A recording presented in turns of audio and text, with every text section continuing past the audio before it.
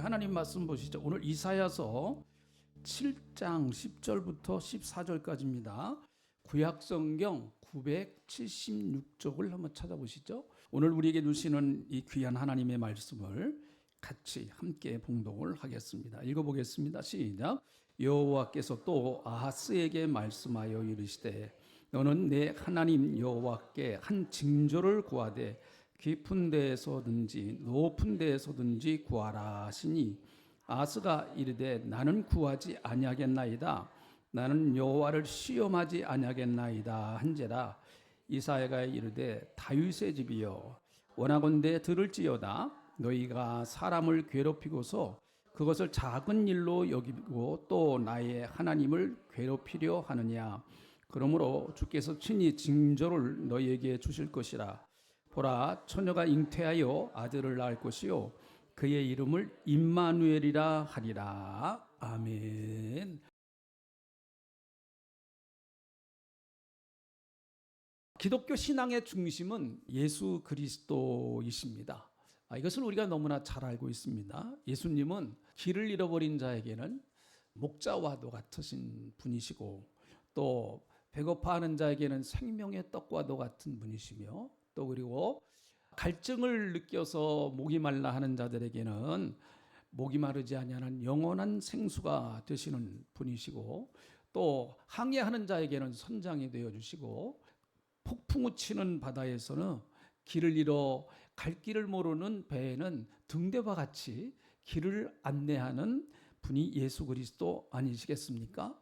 예수님은 어디다 갖다 붙여도 다 통하게 되어 있어요. 집을 짓는 자들에게는 예수님은 뭐가 되실까요?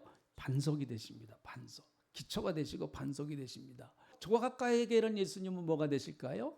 산돌이 되십니다. 한번 찾아보세요, 여러분. 다 찾아보시면은 거기에 다 이렇게 붙여지면 그 연관이 되게 되어 있습니다. 그것은 무엇을 말하는가 하면 예수님께는 모든 것이 다 통한다. 예수로 다 통하게 되어 있습니다. 특별히 예수 믿는 사람들에게는 예수 그리스도 안에서 다 사방에 다 길이 열려 있고 사방팔방으로 다 예수님을 통해서는 살 길이 있는 줄로 믿습니다. 다 어떤 사람이든 괜찮습니다. 예수 앞에 나오면 예수를 통해서 우리는 새로운 길이 열려지는 이런 놀라운 축복이 있게 되는 것이죠. 여러분, 예수가 없는 교회, 이건 있을 수가 없죠. 일본에서 그런 일이 있다고 합니다. 일본의 그 신혼부부들은 어디서 결혼식을 하는 것이 가장 복된 결혼식으로 생각하는가 하면 예배당에서 결혼식을 하는 것이 또 가장 복된 것으로 생각한다고 합니다. 예수는 안 믿지만 결혼식만큼은 뭐 성당이나 예배당에서 꼭 하기를 원한다는 거죠. 그래서 결혼 사업을 하는 사업가들은 아예 예배당을 하나 지어놓는다고 합니다. 그래서 월급을 주고 목사 대역을 하는 사람을 불러서 주례를 서게 하고 그리고 늘 사시사철 원하는 때에 예배당 공간으로 예배를 드리기 위해서 사용하는 것이 아니라 결혼식을 하기 위해서 웨딩 업체에서 그렇게 만들어서 결혼식을 한다는 그런 글을 읽어봤어요. 여러분, 그게 교회일까요? 멋있게 치장도 하고 형식은 기독교적인 형식을 취했지만 여러분, 누가 그것을 교회다라고 말하는 사람은 없겠죠. 교회가 아니라 결혼식하는 결혼 장소라고 말할 수가 있겠죠. 왜 그렇습니까? 그것은 예수님이 안 계시기 때문에 그렇습니다. 만약에 교회가 예수 그리스도께서 계시지 않는다고 하면 교회도 어떻게 보면 좀 비슷한 현상이 나타나지를 않겠습니까? 그러므로 여러분, 예수가 없는 신앙생활, 이건 또 어떻습니까? 예수는 없어요. 그런데 교회는 나옵니다. 그것을 우리는 종교생활이다. 그렇게 얘기를 하고 있습니다. 예수 없는 성도는 단순히 종교인일 수밖에 없는 것이죠. 예수가 없는 곳, 그것이 어디입니까? 그것이 바로 지옥입니다. 예수님이 계신 곳, 그것이 천국입니다. 그래서 내 주 예수 모신 것이 그 어디나 어디라고요? 이 찬송 모르세요? 다 아시죠? 네. 초막이나 궁궐이나 내 주 예수 모신 곳은 그 어디나 하늘나라가 된다. 그러므로 여러분 히브리서 12장 2절에 있는 말씀을 보면 히브리 기자는 우리에게 이렇게 말합니다. 믿음의 주여 또 온전케 하시는 이인 예수를 바라보자. 예수를 바라보자. 한번 해보시기 바랍니다. 예수를 바라보자. 네. 결국은 신앙생활은 끊임없이 예수를 바라보는 것. 예수님을 바라보면서 바울과 같이 푯대를 향하여 예수님을 향해서 계속해서 달려나가는 삶. 그것이 우리가 이 땅에서 신앙생활을 하는 성도의 모습이라고 말할 수가 있겠습니다. 또 시브리서 3장 1절에 보면 이런 말씀도 있습니다. 그러므로 함께 하늘의 부르심을 받은 거룩한 형제들아 우리가 믿는 도리의 사도시며 대제사장이신 예수를 깊이 생각하라. 예수를 깊이 생각하라. 여기만 해보시죠. 시작. 예수를 깊이 생각하라.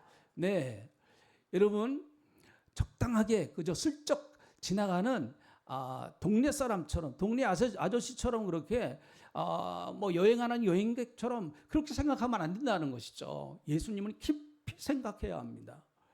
도대체 이분이 어떤 분인지, 나와는 무슨 관계가 있는지, 왜 예수님이 이 땅에 오셨는지 그런 것들에 대하여 적어도 예수 믿는 사람들은 깊이 생각을 해야 된다.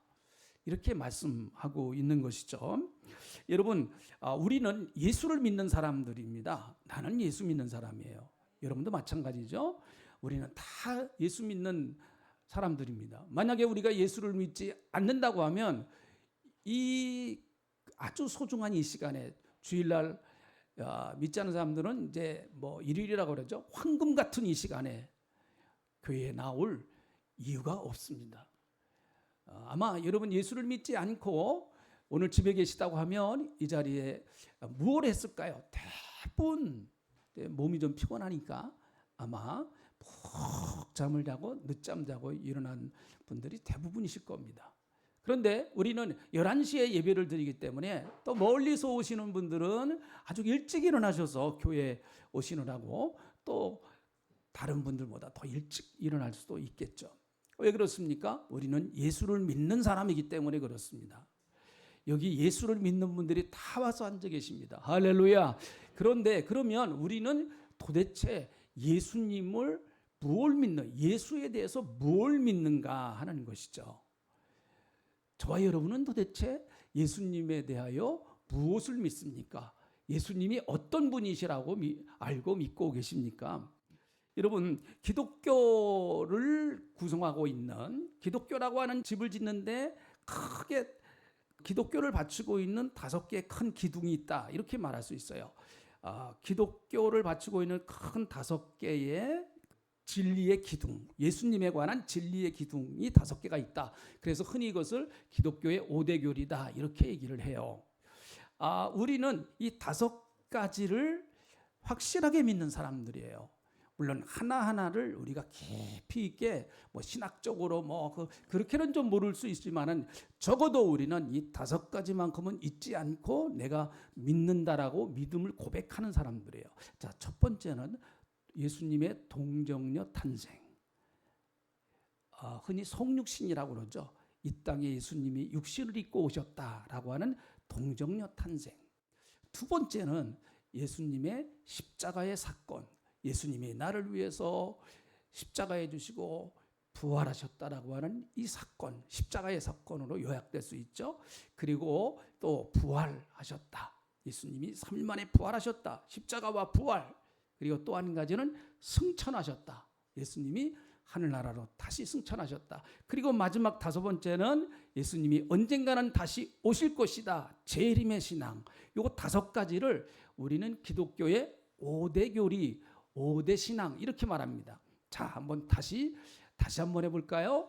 예수님의 성육신의 사건, 첫 번째는요. 두 번째는 예수님의 십자가의 사건, 세 번째는 예수님의 부활, 그리고 네 번째는 예수님의 승천, 그리고 5번째는 예수님의 재림.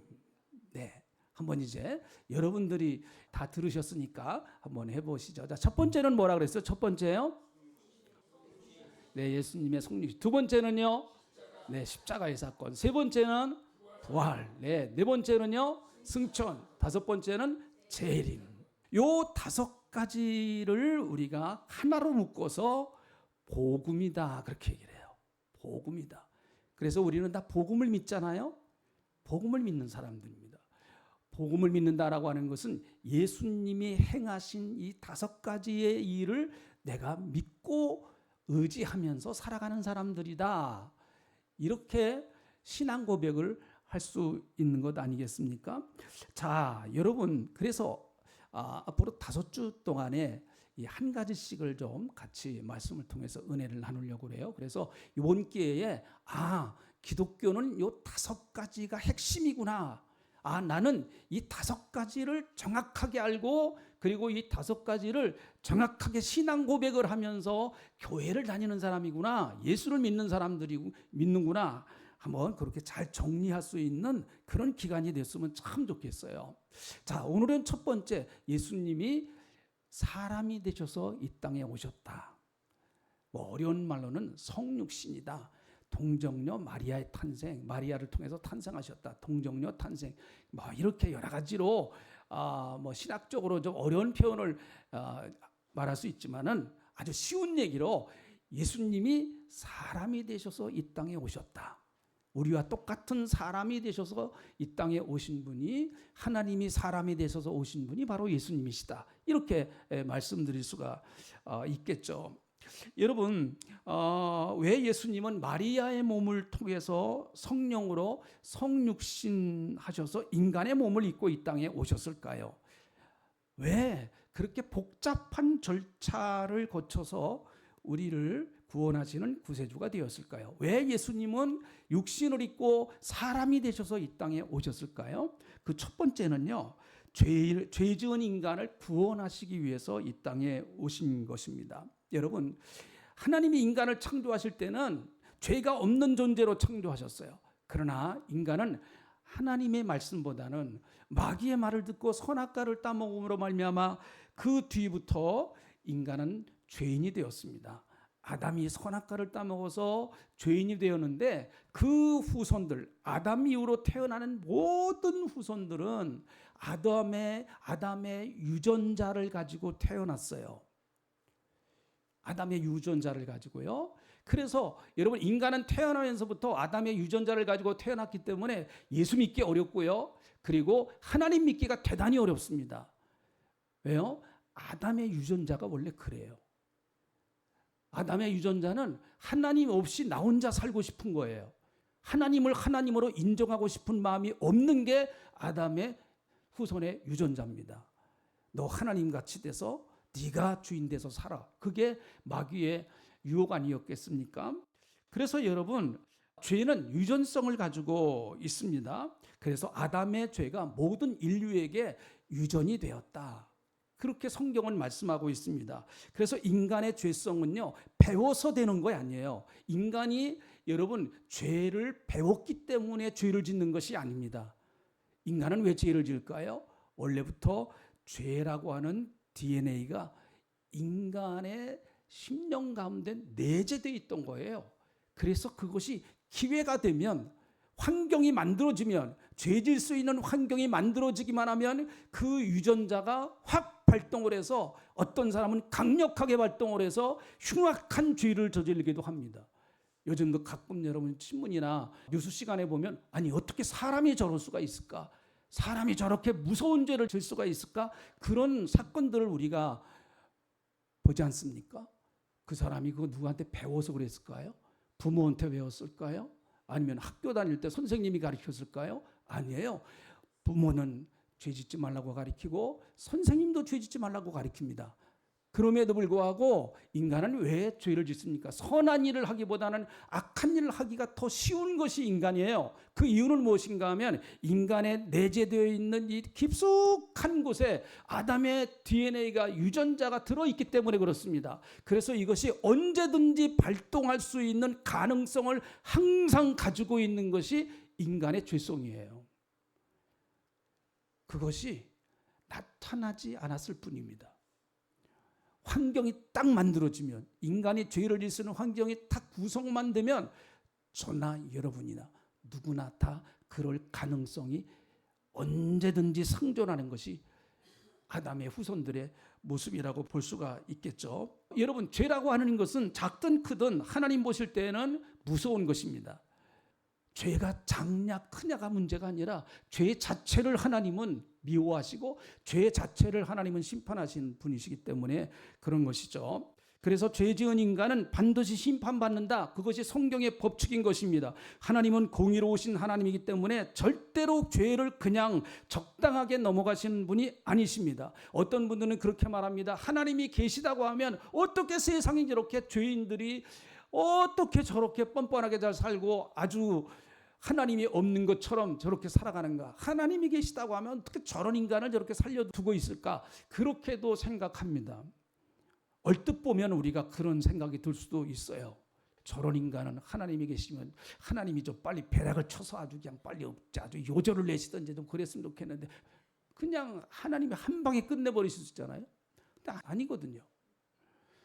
그러나 여러분, 칼빈이 그런 얘기를 했습니다. 하나님의 심판은 맷돌이 돌아가듯이, 여기에 어르신들 다 맷돌을 아실 겁니다. 시골에서 맷돌 놀릴 때 천천히 돌립니다. 거기다가 콩도 넣고 팥도 넣고 천천히 돌리는데 아주 곱게 갈아서 나옵니다. 빨리 안 돌아가요. 천천히 돌리는데 정확하게 갈아서 나옵니다. 하나님의 심판은 인간이 볼 때 그것이 없는 것 같이 보이지만 하나님은 정확하게 천천히 심판의 맷돌을 돌리고 계시는 거예요. 지금도요. 우리가 그것을 어떤 사람들은 느끼지 못할 뿐이죠. 자, 죄인인 인간은 스스로의 죄 문제를 절대로 해결할 수가 없습니다. 로마서 3장 10절이나 23절에 모든 사람은 죄인이다. 그래서 어떻게 보면 인간의 가장 그 심각한 고민은 뭔가 하면 뭐 돈이 없어서도 고민일 수 있고 병이 들어서도 고민일 수 있고 누가 나를 힘들게 하는 것도 뭐 고민일 수 있지만, 그러나 정말 큰 고민은 뭔가 하면 내가 나를 어찌할 수 없어요. 왜 그래요? 왜 내가 이 모습이에요? 당신 도대체 왜 그래? 왜 뭐 때문에 그러는 거야? 자기도 몰라요. 왜 그러는지 내가 도대체. 네? 이게 인간의 비극이에요. 곧 후회하고 내가 이러면 안 되는데 또 해요. 도대체 내가 뭐예요? 도대체 이게 내 맘대로 내가 나를 컨트롤을 못해요. 나도 나를 어찌할 수 없는 것, 그것이 어떻게 보면 인간의 가장 큰 비극이라고 할 수 있겠죠. 구약은요, 그래서 인간을 그 죄를 용서하기 위해서 주로 제물로 동물을 썼습니다. 사람을 죽일 수 없으니까요. 죄의 삭은 사망이라고 그랬으니까. 그래서 제물의 특징 가운데 가장 중요한 조건은 뭔가 하면 흠이 없어야 됩니다. 제물은 양이나 염소나 소는 제물로 드려야 하는데 절대로 흠이 없어야 돼요. 제물 가운데 양으로 제물 드렸다. 그런데 여러분, 양으로 제물을 드리는데 언제적 양을 드리는가 하면 1년 된 양을 드립니다. 소도 마찬가지. 1년 된 암소, 숫소. 그런데요, 고기 중에서 제일 맛있을 때가 바로 1년짜리래요. 아무튼 그 가장 소중한 것, 그리고 흠이 없는 것, 뭐 눈에 눈병이 났다든지 안 됩니다. 다리를 뭐 좀 다쳐서 전다든지 안 됩니다. 양 같으면은 털이 빠졌다든지 안 돼요. 아주 깨끗하고 흠이 없는 그 양이 제물로 하나님 앞에 드려집니다. 그래서 하나님이 그 제물을 받으시고 인간의 죄를 용서하시는 것이죠. 여러분, 예수 그리스도는 흠이 없이 십자가를 지셨습니다. 우리가 너무 잘 알죠. 어린 양 되시는 예수님. 그래서 요한복음 1장 29절에 있는 말씀을 보면, 제가 이 말씀을 여러 번 많이 소개했는데 다시 한번 읽어보시죠. 요한복음 1장 29절 같이 읽어봅니다. 시작. 이튿날 요한이 예수께서 자기에게 나오심을 보고 이르시되 보라, 세상 죄를 지고 가는 하나님의 어린 양이로다. 네, 예수님은 하나님의 어린 양이세요.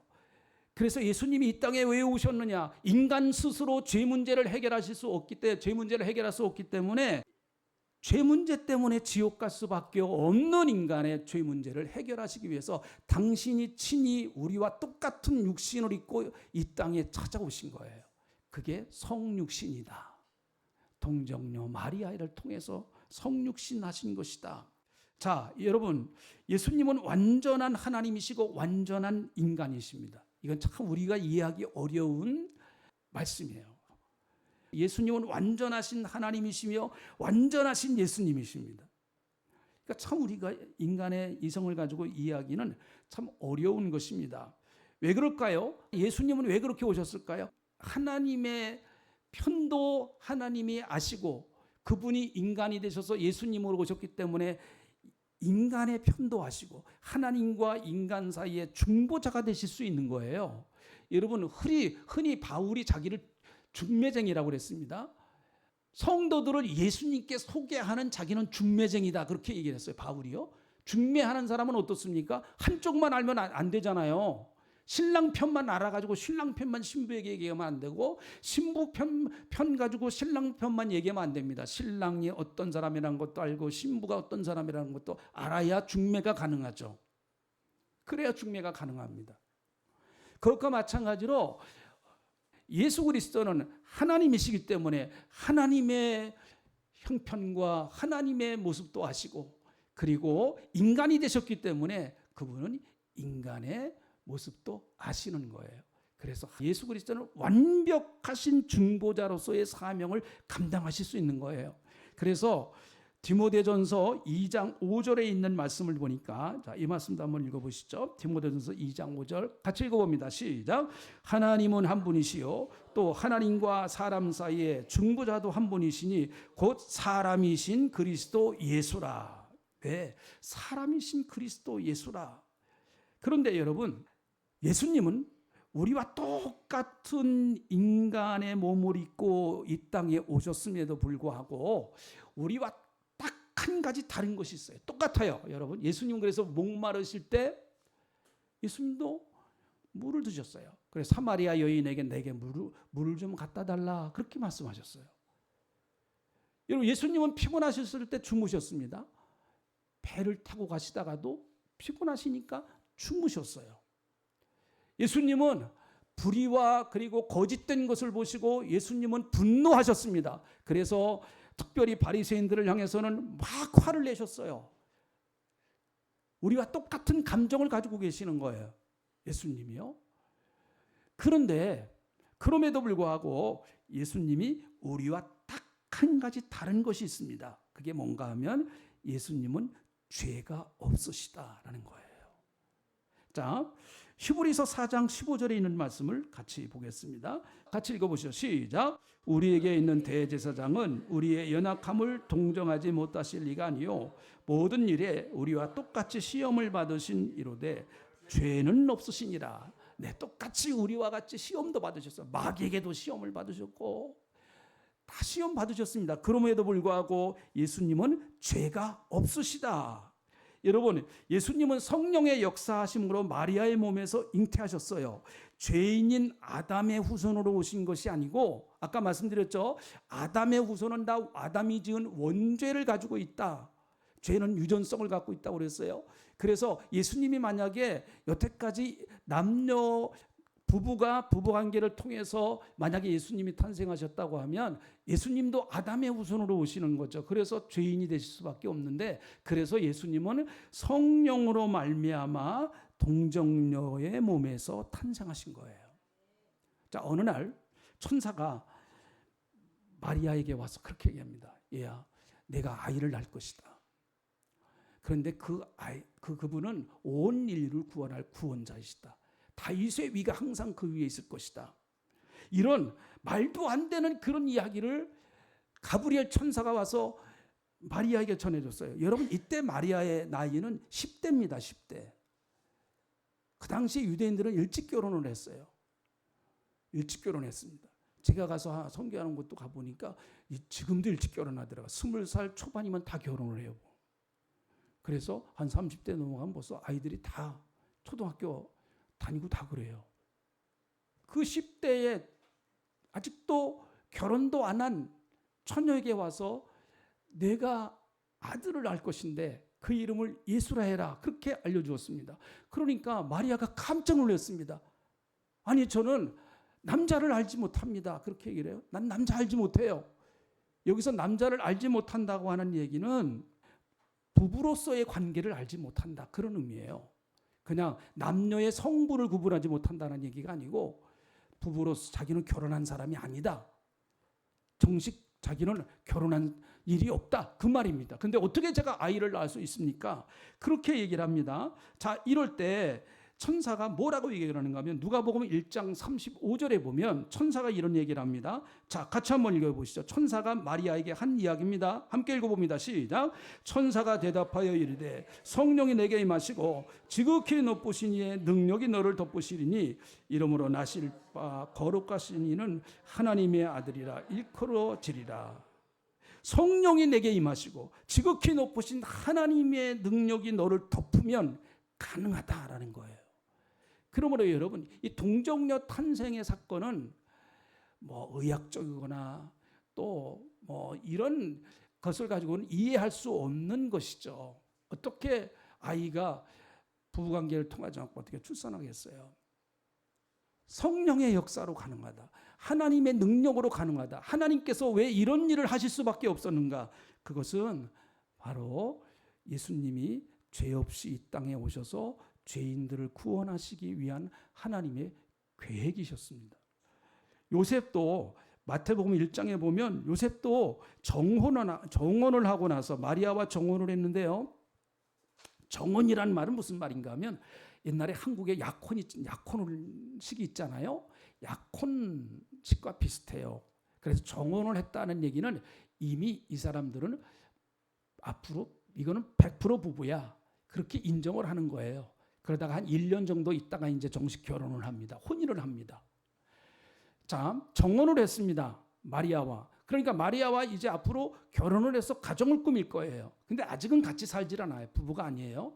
한 1년 정도 있다가 이제는 부부로서 한 가정을 꾸며야 됩니다. 그런데 요셉에게 무슨 얘기가 들려오는가 하면 마리아가 아이를 가졌다고 하는 얘기가 들려와요. 보통 남자 같으면 가서 그냥 쌍욕을 해대면서 머리 끄댕이를 더 안 하겠어요. 여기까지만 할게요, 제가. 자, 막 그랬겠죠. 근데 요셉은 그 마태복음 1장 18절에 보니까 요셉은 의로운 사람이라 가만히 끊고자 했다, 그렇게 말해요. 아, 참 멋있는 사람이에요. 내가 사랑하는 여자 뭐 어쩔 수 없이 그런 환경이 됐다면 딴 좋은 사람 만나서 행복하게 살아야지 하면서 자기가 정리하려고 그랬어요. 그때에 하나님의 사자가 나타나서 요셉에게 한 말입니다. 마태복음 1장 20절에 있는 말씀, 자 한번 읽어보시죠. 마태복음 1장 20절입니다. 같이 읽어봅니다. 시작. 이 일을 생각할 때 주의 사자가 현명하여 이르되 다윗의 자손 요셉아, 내 아내 마리아 데려오기를 무서워하지 말라.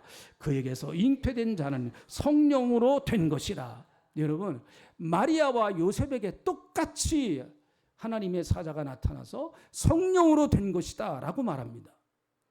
당사자들이 고백을 합니다. 당사자들이, 이 일을 당한 당사자들이 이것은 성령으로 말미암아 되어진 일입니다 라고 그렇게 고백을 하고 있습니다.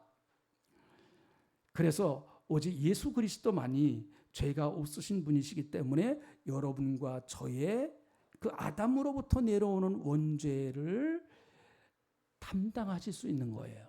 그래서 예수 그리스도를 믿을 때 나의 모든 죄가 누구에게 옮겨가는가 하면 여러분 예수님께로 옮겨가는 거예요. 예수님이 십자가를 지셨을 때 여러 가지 말씀을 하셨지만 그 가운데 한 말씀이 나의 하나님 어찌해서 나를 버리십니까? 라고 그렇게 말합니다. 정말 하나님은 예수님을 십자가에서 죄인으로 심판하신 거예요. 여러분과 저 대신에 죄인으로 심판을 하셨습니다. 그래서 버리신 거예요. 우리가 버림당해야 될 것을 예수님이 대신 버림당하셨어요. 그래서 우리가 하나님의 자녀가 된 것입니다. 그 일을 위해서 예수님이 이 땅에 오셨습니다. 자, 그래서 예수님은 우리를 향해서 수고하고 무거운 짐진 자들아 다 내게로 와라. 내가 너희를 쉬게 하리라. 그 무거운 짐, 여러분 짐 중에서 가장 무거운 짐은 무슨 짐인가 하면 죄의 짐이에요. 죄의 짐. 여러분, 사람이요, 죄 짓고는 편안할 수가 없습니다. 절대로 편안할 수가 없어요. 그 죄는 끊임없이 성경은 그렇게 말합니다. 그 죄는 끊임없이 나를 따라다닌다는 것, 나를 추적해서 계속해서 나를 따라다닌다는 것입니다. 그래서 율법으로 계속 나를 정죄해. 너는 죄인이다. 너는 심판받아야 돼. 너는 지옥 가야 돼. 끊임없이 그 죄는 율법으로 나를 정죄합니다. 그러나 예수 그리스도를 믿을 때 바울이 말한 것처럼 나와 예수 그리스도는 십자가에서 함께 못 박혀 죽었다. 그리고 예수님이 부활하실 때 나도 예수님처럼 부활했다. 바울이 그렇게 말하잖아요. 이제는 내가 사는 것이 아니요 내 안에 그리스도께서 사시는 것이다. 내가 그리스도와 함께 십자가에 못 박혀 죽었다고 말합니다. 여러분, 나는 옛사람이 다 예수님의 십자가에서 다 못 박혀 죽은 줄로 믿습니다. 아직 나는 부족하지만, 아직 나는 여러 가지 부족한 점이 많지만, 그럼에도 불구하고 이제 나는 그리스도 안에서 예수의 생명이 내 안에 들어와서 그 생명 안에서 살아가는 사람이에요. 수리남이라고 하는 나라가 있습니다. 남아메리카 쪽에 작은 나라로 부릅니다. 수리남. 인구가 약 65만 정도밖에 안 된다고 그래요. 그런데 이 나라에는요, 17세기부터 네덜란드의 식민지 지배를 당했습니다. 네덜란드 사람들이 와서 대규모 사탕수수 농장을 만들었습니다. 거기서 농사를 짓기 위해서 노동력이 굉장히 많이 필요했습니다. 그래서 저 아프리카에서 흑인 노예들을 엄청나게 많이 잡아다가 사탕수수 농장에서 일을 하게 만들었습니다. 이럴 때 수리남의 모리비안 선교사들이 가서 복음을 전하기 위해서 들어갔습니다. 그런데 농장 주인들이 얼마나 영악한지요. 이 노예들이 도망가지 못하게 하고 노예들이 절대로 한눈 팔지 못하게 하기 위해서 오직 노예들은 노예들끼리만 말을 하게 만들었습니다. 노예 외에 그 어떤 사람과도 말을 못하게 만들었어요. 외부 세계와 완전히 단절을 시켜버리려고 한 것이죠. 모리비안 선교사들은 저 사람들에게 어떻게 복음을 전할까 고민하고 찾아낸 묘안이 무엇인가 하면 저 노예들에게 가서 복음을 전하려고 하면 어쩔 수 없다. 우리 스스로가 노예가 되는 수밖에 없다. 그래서 선교사들은 노예가 되어서 노예와 같이 먹고 자고 뜨거운 열대 기후 속에서 노예들과 함께 일을 했습니다. 처음에는 노예들이 어리둥절하고 말도 걸질 않았지만 그러나 차츰 이 선교사들의 본심을 알고 그 마음의 문을 열기를 시작했습니다. 그래서 선교사들이 전하는 복음을 듣고 그들이 예수 그리스도를 영접하기를 시작했습니다.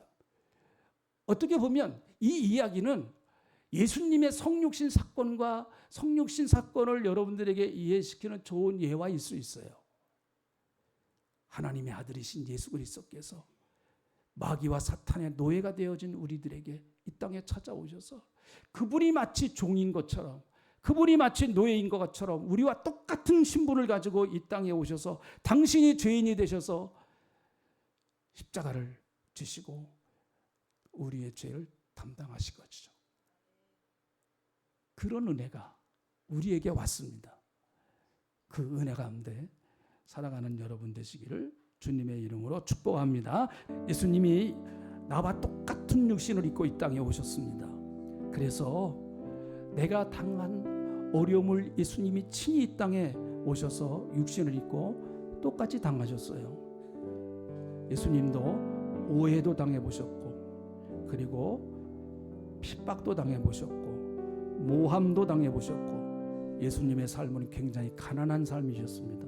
가난도 경험해보셨고, 많은 사람에게 위협도 당해보셨고, 협박도 받아보셨고, 수많은 사람들에게 미움도 받았고 공격도 받았습니다. 인격적인 모독도 당하셨습니다. 채찍에 맞으시고 고통도 당하셨어요.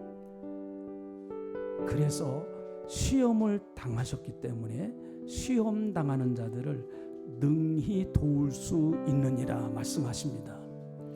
여러분, 어려움 당하실 때 나를 아시는 예수님 의지하세요. 나를 잘 알고 계시는 그 예수님, 그분을 바라보십시오. 그분도 다 겪으셨어요. 여러분이 당하고 있는 그 억울한 사정 다 예수님도 이 땅에 오셔서 그분이 친히 당하셨습니다. 그래서 예수님은 여러분을 도우실 수가 있는 것입니다. 하나님, 오늘 예수님이 이 땅에 오신 성육신의 사건을 말씀을 통해서 은혜를 받았습니다. 보라, 처녀가 잉태하여 아들을 낳을 것인데 그 이름을 임마누엘이라 하리라 말씀하신 주님, 늘 우리와 함께 하신 주님, 늘 우리와 같이 하시는 주님, 떠나시지 아니하시고 천국 가는 그날까지 우리와 같이 하시는 주님의 은혜를 우리가 늘 경험하고 늘 의지하며 살아가는 저희들이 다 되게 하나님 함께 하시며 도와주시옵소서. 감사합니다. 예수님의 이름으로 기도하옵나이다. 아멘.